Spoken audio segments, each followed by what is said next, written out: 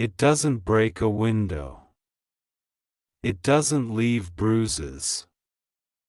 It doesn't show up on police reports or make headlines. No sirens announce it. No courtroom ever hears its name. And yet it steals more lives than any visible crime ever could. It walks straight into your day, smiles politely, and quietly takes something you will never get back. This is the most dangerous kidnapping there is, and almost everyone is a victim without realizing it. It begins the moment you wake up and reach for your phone before you reach for yourself. Before your feet touch the floor, before your breath settles, before your mind remembers who you wanted to become. A small glance turns into a scroll. A scroll turns into 10 minutes. 10 minutes dissolves into half an hour. Nothing dramatic happens. Nothing feels wrong. But something irreversible has already occurred.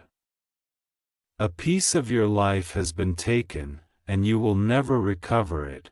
Time is the only currency that never replenishes. Money can return. Status can be rebuilt. Health can sometimes be restored. Relationships can be repaired. But time moves in one direction only, and every second that passes is permanently gone. That's what makes this kidnapping so lethal.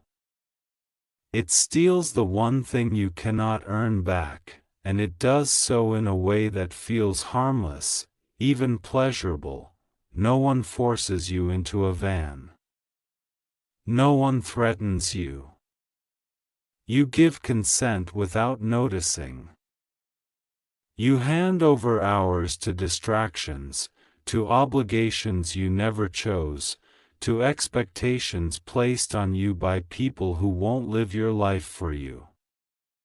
You trade your mornings for noise, your afternoons for busyness, your evenings for exhaustion. At the end of the day, you tell yourself you were busy, but deep down you can't explain what you actually built, learned, or moved closer to. This kidnapping is subtle. It disguises itself as productivity. It wears the mask of responsibility. It convinces you that constant motion is the same as progress. Your calendar fills up. Your to-do list grows longer. You answer messages instantly and attend meetings religiously. You feel important, needed, involved.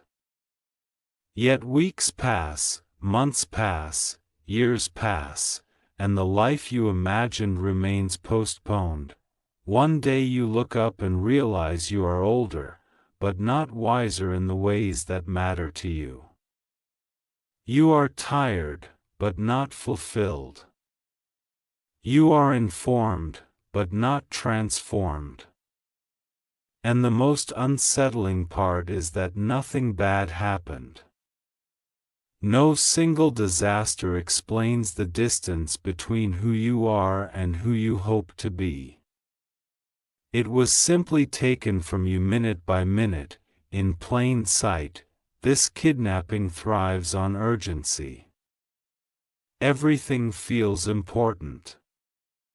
Every notification demands immediate attention. Every request feels like it must be answered now. The world trains you to react instead of choose. To respond instead of design. You become a firefighter for other people's priorities, while your own dreams wait patiently in the background, slowly starving. The danger isn't that you don't have goals. Most people do. The danger is that your days don't reflect them. You say health matters, but your schedule doesn't show it. You say family matters, but your energy is gone when you see them. You say growth matters, but learning is always pushed to later. Time reveals truth. It shows what you actually value, not what you claim to value. This is how the kidnapping succeeds. It doesn't argue with your intentions. It simply outlasts them. It knows that if it can keep you occupied long enough, you'll stop questioning where your life is going. You'll confuse comfort with happiness. You'll confuse entertainment with meaning. You'll confuse being busy with being alive. The most dangerous part is that this crime feels normal. Everyone around you is also kidnapped, so it looks like the way life is supposed to be. People bond over how exhausted they are. They brag about how little sleep they get. They wear burnout like a badge of honor. When someone slows down, chooses differently, or protects their time fiercely, they're called unrealistic or selfish or lazy. But look closely. The people who change their lives are not the ones who find more time. They are the ones who stop letting it be taken from them. They recognize that every yes is also a no to something else. They understand that attention is life's steering wheel. Wherever it goes consistently, your life follows. This kidnapping feeds on unconscious habits. You don't decide to lose hours. You drift. You open an app without knowing why. You agree to commitments you don't believe in because it feels easier than saying no. You postpone difficult, meaningful work because shallow tasks give faster rewards. None of this feels dramatic, but over time it shapes a life that feels empty despite being full. The tragedy is not that life is short. The tragedy is that so much of it is lived on autopilot. That entire days are spent reacting to stimuli designed by someone else. That you're most alert. Focused hours are given to things that don't move your soul or build your future. That your dreams receive leftovers, if anything at all. This kidnapping doesn't just steal time. It steals identity. When you don't choose how to spend your days, you slowly forget who you are beneath your roles. You become what you do repeatedly, even if you never meant to. You wake up one morning realizing you've been living a life that happened to you, not one you consciously created, and still, the solution isn't to do more. It's to see more clearly. Awareness is the first act of resistance. The moment you notice where your time actually goes, not where you hope it goes, the kidnapping loses some of its power. Honesty is uncomfortable, but it is liberating.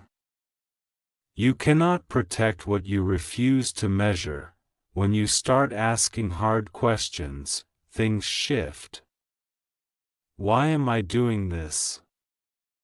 Who benefits from this habit?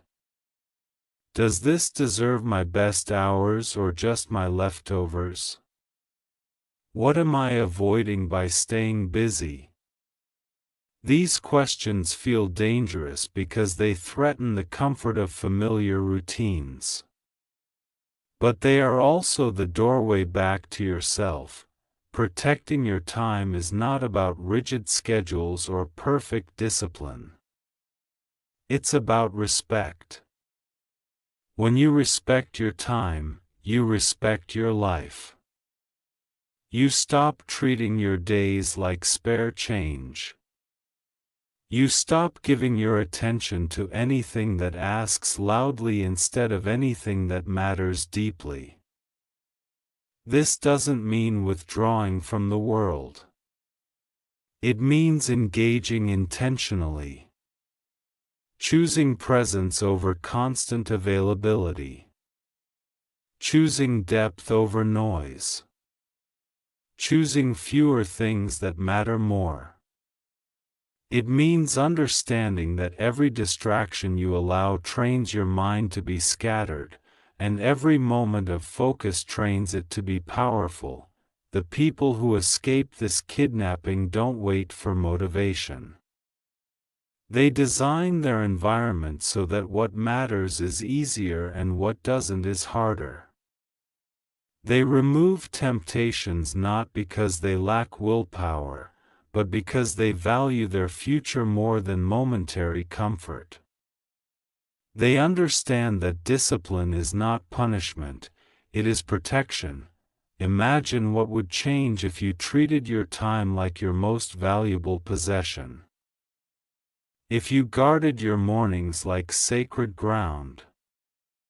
If you gave your best energy to your most meaningful work. If you stopped apologizing for needing focus. If you stopped explaining why your dreams deserve space in your life would not suddenly become perfect. But it would become aligned. And alignment creates a quiet confidence that no external validation can replace. You begin to trust yourself again because your actions match your values. You stop feeling scattered because your attention has a direction. This is not about becoming extreme or isolated. It's about becoming awake.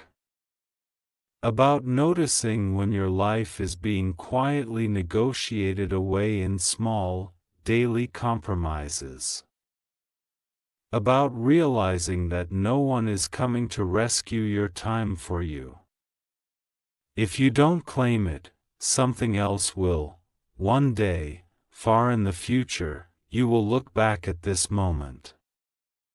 You won't remember most notifications. You won't remember most emails. You won't remember most scrolling sessions. But you will remember whether you felt alive. Whether you pursued what mattered. Whether you lived deliberately or drifted comfortably. The most dangerous kidnapping doesn't look like a crime because it doesn't feel like an attack. It feels like life. But life is not meant to be endured in a blur. It is meant to be experienced, shaped, and chosen. Every day you wake up, you are handed a small, finite piece of existence. What you do with it is not a minor decision. It is the decision. No one can give you more time. But you can stop letting it be taken. And the moment you do, the moment you reclaim even a single hour and invest it with intention, something powerful happens. You remember that your life is still yours. Once you see it, you can't unsee it. The way hours leak out of your hands without resistance. The way days feel full but strangely hollow. The way you fall into bed exhausted, not from meaningful effort, but from constant interruption. Awareness is uncomfortable because it exposes how much of your life has been quietly negotiated away without your permission. This kidnapping survives because it never arrives all at once. It comes in fragments so small they feel harmless. 5 minutes here. 10 minutes there. A quick check that turns into a loop. A promise to yourself that you'll start tomorrow. And tomorrow always seems reasonable, until you realize how many tomorrows have already passed. You were not designed to live this way. Your mind was not built to jump endlessly between tasks, messages, opinions, and demands. Every switch costs you something invisible: clarity, depth, presence. Over time, you stop feeling grounded. You feel rushed even when you have nothing urgent to do. Rest doesn't refresh you anymore because your attention never truly stops moving. This is how the kidnapping reshapes your inner world. You become impatient with silence. Stillness feels uncomfortable. Focus feels heavy. You crave stimulation not because you enjoy it, but because your nervous system has been trained to expect it. The quiet moments where insight is born are drowned out by noise before they have a chance to speak. And yet, beneath all that noise, something in you keeps whispering that this isn't the life you meant to live. You feel it when you see someone deeply absorbed in meaningful work. You feel it when a rare, uninterrupted moment makes you feel more alive than an entire busy week. You feel it when you imagine what you could become if your best energy wasn't constantly drained. That whisper is important. It's the part of you that hasn't been fully taken. The part that remembers intention. The part that knows that life is not measured by how much you consume, but by how much you create, contribute, and experience with awareness. The kidnapping loses power the moment you stop treating time as something that happens to you and start treating it as something you shape. This doesn't require dramatic changes overnight. It begins with small, defiant acts of presence. Putting the phone down when you don't need it. Saying no without over-explaining. Choosing one important thing and giving it your full attention, even when it feels uncomfortable. Discomfort is a signal, not an enemy. When you sit with boredom instead of escaping it, your mind slowly recalibrates. When you focus deeply instead of multitasking, your thoughts sharpen. When you protect your time instead of offering it freely, you rediscover your own worth.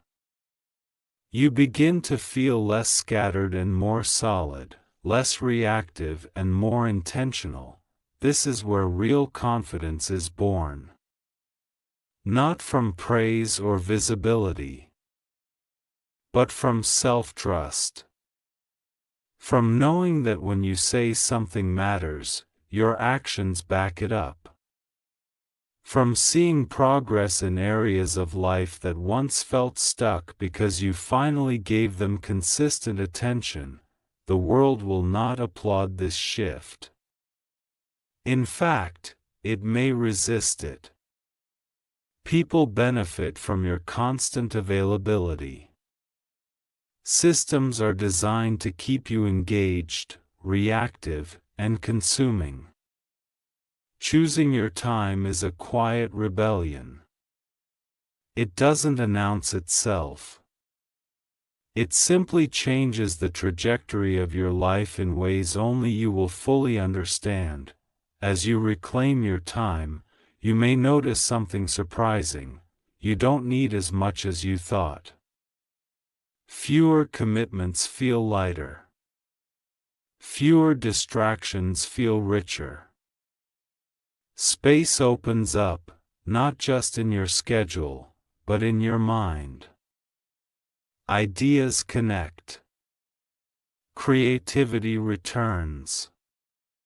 You start thinking in longer arcs instead of shorter bursts. You realize that meaning doesn't come from doing everything. It comes from doing a few things with care. From being fully present where you are instead of mentally scattered everywhere else. From choosing depth in a world addicted to surface. The kidnapping taught you to rush. Reclaiming your time teaches you to arrive. To be where your body is. To let moments unfold without immediately reaching for the next escape. This doesn't make life smaller. It makes it more vivid, and slowly, almost imperceptibly, your days begin to feel different. Not louder. Not busier. But clearer. You wake up with a sense of direction instead of dread. You move through your hours with intention instead of urgency. You end your days tired in a good way, the way that comes from effort aligned with purpose. This is how you take your life back. Not by fighting the world, but by choosing yourself again and again in small ways. By remembering that your attention is powerful, and wherever you place it consistently will grow. By understanding that time, once respected, becomes an ally instead of an enemy, the kidnapping only works when you forget that your life is happening now, not later. And the moment you remember, truly remember, you step out of the shadows of unconscious living and back into the ownership of your days. There comes a moment when the cost becomes undeniable. Not in a dramatic collapse, but in a quiet realization that hits when you least expect it. A birthday passes and feels oddly empty. A year ends and you struggle to recall what truly mattered. Someone you love asks for your presence, not your efficiency, and you realize how rare your undivided attention has become. This is the moment the kidnapping reveals its final consequence: regret. Not the loud, cinematic kind, but the heavy, lingering kind that sits in the chest. The regret of knowing you were there, but not really there. Alive, but not fully awake. Capable of more, but consistently postponed. Regret is painful, but it is also a teacher. It shows you the gap between how you've been living and how you want to live. It reminds you that time doesn't ask for permission to move forward. It simply does. And whether you are conscious or distracted, it will carry you with it. The truth is uncomfortable but freeing. No one is stealing your time without your cooperation. Systems influence you, yes. Distractions tempt you, yes. Expectations pressure you, yes. But the final handover is yours. And that means the power to stop handing it over is also yours. Freedom begins with ownership. With the decision to stop blaming and start choosing. To accept that every habit is a vote for the kind of life you are building. To recognize that even small changes, practiced consistently, can alter the direction of years. You don't need a perfect plan. You need a clear priority. One thing that matters enough to protect time for, even when it's inconvenient. even when no one is watching, even when it would be easier to drift. That single protected commitment becomes an anchor. Around it, your days slowly reorganize themselves. As you live this way, something profound happens. Your sense of self strengthens. You stop feeling like a leaf carried by other people's winds. You feel grounded, present, capable of choosing, rather than merely reacting. Life no longer feels like something to get through. It feels like something you are participating in. You begin to notice moments again. Real moments. Conversations without glancing away. Work that absorbs you so deeply you lose track of time, not because it was stolen, but because it was willingly given. Silence that feels nourishing instead of empty. Rest that actually restores you. This is the opposite of the kidnapping. This is reclaiming. Reclaiming your mornings. Reclaiming your attention. Reclaiming your sense of direction. And when you reclaim these, you reclaim something even more important: respect for yourself. Self-respect grows when your actions align with your inner truth. When you stop betraying what matters to you in exchange for convenience. When you show up consistently for your own life. This kind of respect is quiet but unshakable. It doesn't depend on applause or approval. The world will continue to rush. Noise will continue to compete for your attention. Opportunities will continue to ask for more than they give. But you will no longer be helpless in the face of it. You will know how to pause. How to choose. How to protect what is irreplaceable. One day, far from now, when you look back, you won't count how many things you did. You'll remember how you felt while doing them. Whether you felt present. Whether you felt aligned. Whether you felt that your life belonged to you. The most dangerous kidnapping doesn't leave marks on the body. It leaves marks on a lifetime. And the greatest act of courage in a world that profits from your distraction is to live deliberately. You don't need to escape your life. You need to inhabit it, and that begins the moment you decide that your time is not up for grabs anymore.